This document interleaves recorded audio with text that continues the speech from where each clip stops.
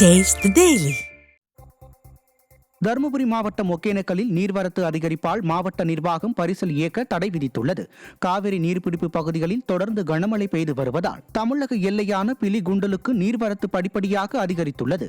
இந்த நீர்வரத்து அதிகரிப்பால் முன்னெச்சரிக்கை நடவடிக்கையாக ஒகேனக்கல் சுற்றுலா தலத்தில் பரிசல் இயக்க மாவட்ட ஆட்சியர் தடை விதித்துள்ளார்.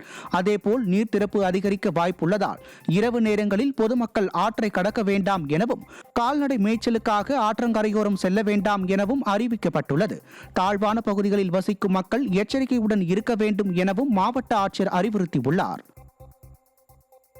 தேனி மாவட்டம் முல்லை பெரியாறு அணையில் நீர்பிடிப்பு பகுதியில் பெய்த கனமழையால் அணையின் நீர்மட்டம் ஒரே நாளில் 2 அடியாக உயர்ந்துள்ளது.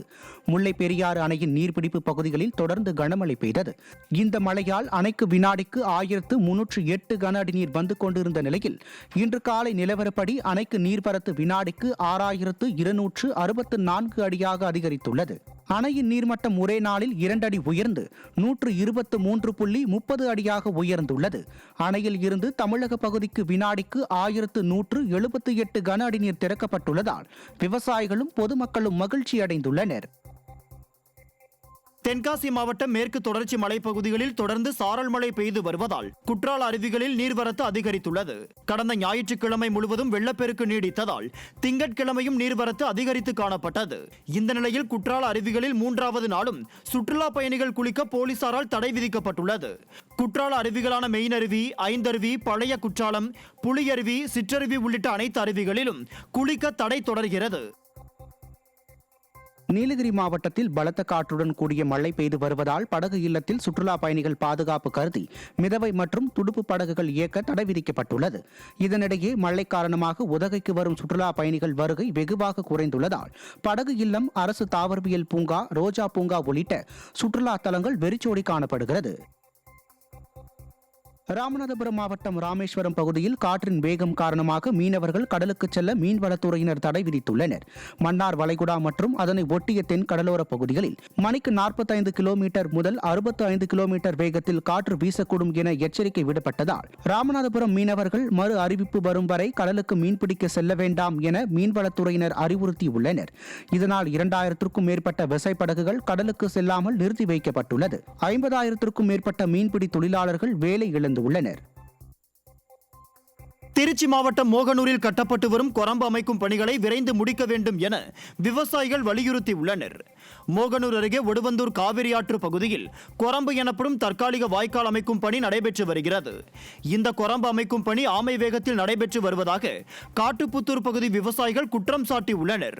கொரம்பு அமைக்கும் பணியால் காட்டுப்புத்தூர் பாசன வாய்க்காலுக்கு தண்ணீர் திறந்து விடுவது நிறுத்தி வைக்கப்பட்டுள்ளதால் விவசாய பணிகள் பாதித்துள்ளதாக விவசாயிகள் வேதனை தெரிவித்துள்ளனர். இந்த கொரம்பு அமைக்கும் பணிகளை விடியா திமுக அரசு விரைந்து முடிக்க வேண்டும் என விவசாயிகள் வலியுறுத்தியுள்ளனர். இந்த காட்டுப்புத்தூர் வாய்க்கால கிட்டத்தட்ட நிரந்தர குளம் அமைக்கிறதுக்கு 11 கோடி ரூபா ஒதுக்கி வேலை செஞ்சுக்கிட்டு இருக்காங்க. அது கிட்டத்தட்ட 3 மாதமாக வேலை செய்கிறாங்க. நாங்களாம் ஆண்டு பயிரிட்டு கரும்பு, வாழை, கோரை இந்த மாதிரி பயிரிடுறதுனால எங்களால் விவசாயத்தை நல்ல முறையாக கொண்டு வர முடியலைங்க. வேலைப்பாடை கொஞ்சம் விரைவுபடுத்தி வேலையை முடித்து எங்களுக்கு கொஞ்சம் சீக்கிரம் தண்ணியை கொடுக்கறதுக்கு ஏற்பாடு பண்ணால் பரவாயில்லைங்க. இந்த தமிழக அரசுக்கு வேண்டுகோள் விடுக்கிறேங்க. கடலூர் மாவட்டம் காட்டுமன்னார் கோவில் வட்டாட்சியர் அலுவலகம் முன்பு கடலூர் மாவட்ட ஆட்சியரை கண்டித்து கிராம நிர்வாக அலுவலர்களின் ஒருங்கிணைந்த கூட்டமைப்பு சார்பில் ஆர்ப்பாட்டம் நடைபெற்றது. கடலூர் தாலுகா அலுவலகத்தில் பணிபுரிந்த கிராம நிர்வாக அலுவலரை தற்காலிக பணி நீக்கம் செய்ததை கண்டித்து மாவட்ட ஆட்சியர், சப் கலெக்டர், தாசில்தார் ஆகியோரை கண்டித்து காட்டுமன்னார் கோவில் வட்டாட்சியர் அலுவலகம் முன்பு தமிழ்நாடு கிராம நிர்வாக அலுவலர்களின் ஒருங்கிணைந்த கூட்டமைப்பு சார்பில் கண்டன ஆர்ப்பாட்டம் நடைபெற்றது. இதில் கலந்து கொண்ட கிராம நிர்வாக அலுவலர்கள் அதிக வேலைப்பளு வழங்குவதை கண்டித்து விடிய அரசிற்கு எதிராக கண்டன கோஷங்களை எழுப்பினர். தஞ்சாவூர் மாவட்டம் பூதலூரை சேர்ந்த பிரபல ரவுடி சாமி ரவி சரணடைந்தார். பூதலூர் அருகே சென்னம்பூண்டியை சேர்ந்த ரவுடிக்குமார் என்ற முருகையின் கொலை வழக்கில் சாமி ரவி குற்றம் சாட்டப்பட்டுள்ளார்.